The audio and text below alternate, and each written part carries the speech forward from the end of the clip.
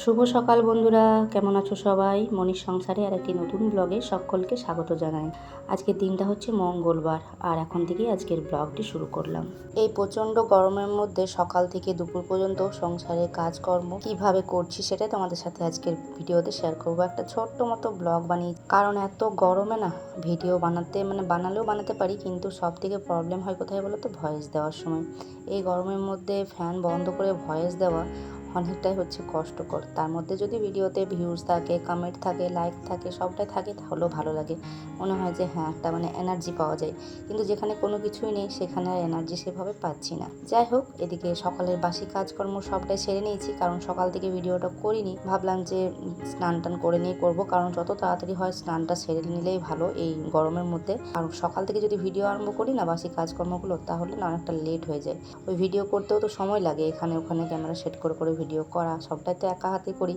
আর সংসারের কাজকর্ম তো একা হাতে, আমার তো হেল্প করার মতো কেউ নেই। যাই হোক, পুজোটা দিয়ে নিয়েছি অফ ক্যামেরাতে, আর তারপর ভাত ডাল বসিয়ে দিয়ে জলখাবারটা খেয়ে নিয়েছি। কালকের আগের দিনের ছিল হচ্ছে ছোলার ডাল ছিল, আর তার সাথে ছিল গোটা মুসুরি সেদ্ধ। তো গোটা মুসুরি সেদ্ধটা দিয়ে ওরা খেলো সবাই, আমি শুধু ছাতু দিয়ে খেলাম, কারণ আজকে তো মঙ্গলবার, আমি নিরামিষ খাই, যে কারণে ওটা দিয়ে আর খাইনি। যাই হোক, মুড়ি খাবারটা খেয়ে নিয়ে এদিকে সকালবেলাতে বর নিয়ে এসেছিলো 2 আটি আবার কলমি শাক, আর তার আগে অনেক সবজিপাতি ছিল সেগুলোই বানিয়েছি। তো 1 আটি বানালাম। আজকে রসুন ফোড়ন তো দেবো না, আর শুকনো লঙ্কা ফোড়ন দিয়ে শাকটা এখন বসালাম। তো অল্প একটু নুন আর হলুদ, বলে যে অল্প একটু ঠেকিয়ে দিতে হয় জাস্ট, অনেকে আবার শাকের মধ্যে হলুদ দেয় না, তবে আমি অল্প একটু ঠেকিয়ে দিয়েছি জাস্ট, হলুদ কোনো কালার আসবে না, জাস্ট একটু ঠেকিয়ে দেওয়া। আর দেখো, শাক থেকে তো প্রচুর পরিমাণে জল বেরোয়, তো এই জলের মধ্যে কিন্তু শাকটা সেদ্ধ হয়ে যাবে।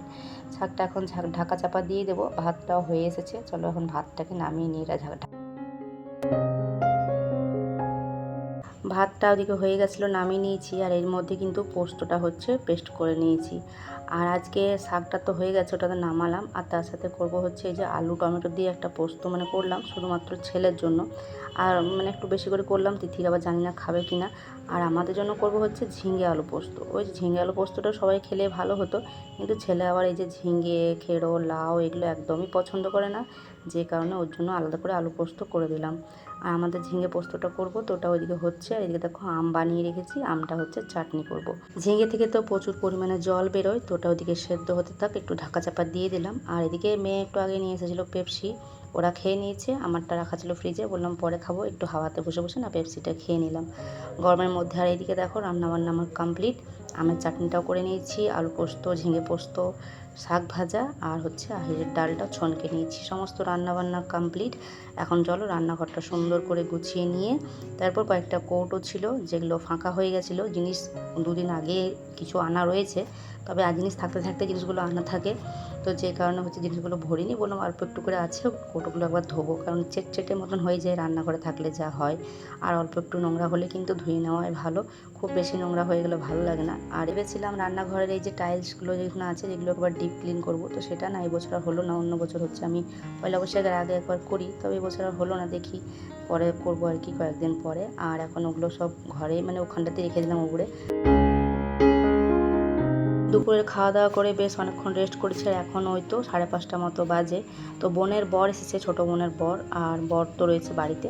তো এখন বললাম বোনের বর এসেছে তো একটু লাল চাও খাই যেহেতু, তাই একটু বললাম চা বানাই। গরমের মধ্যে তো কেউ চা খেতে চায় না, আমি তো বিকেল দিকে চা বানাতেই হয় না গরমের মধ্যে, তাই ওদের জন্য 2 কাপ দুজনের জন্য চা বানালাম। তো ওদেরকে দিয়ে চাটা দিয়ে তারপর বিকালের কাজকর্ম সেরে সন্ধ্যা দিয়ে, আর এখন এই তো কৌটোগুলো যেহেতু এখানটাতে উড়ানো ছিল, তো বললাম এগুলো না শুকিয়ে গেছে, জিনিসগুলো বললাম ভরে নিই। জিনিসগুলো 2-3 দিন আগে আনা ছিল, তো ওগুলো বড় ডিব্বাগুলোর মধ্যে ভরে রেখে দিয়েছিলাম, অল্প একটু করে করে ছিল জিনিসগুলো। তবে সকালবেলা ওই তাড়াহুড়োর মধ্যে না কৌটোগুলো ভোর বার করবো, তার জন্য ভাবলাম সন্ধ্যাবেলাতে এই সমস্ত কাজগুলো সেরে রাখি। আর এগুলো গুছিয়ে নিয়ে কয়েকটা রুটি করার আছে, কয়েকটা রুটি করব।